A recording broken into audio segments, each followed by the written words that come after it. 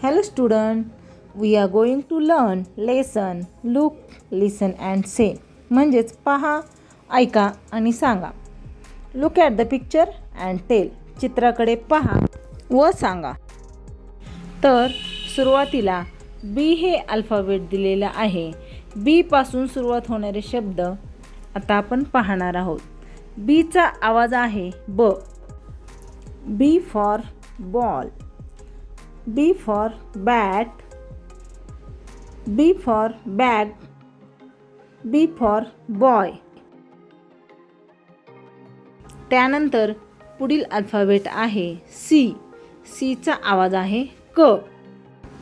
C for cat. C for cap. C for cock. C for clock. पुढील alphabet आहे P. P चा आवाज आहे प. P for pot. P for parrot.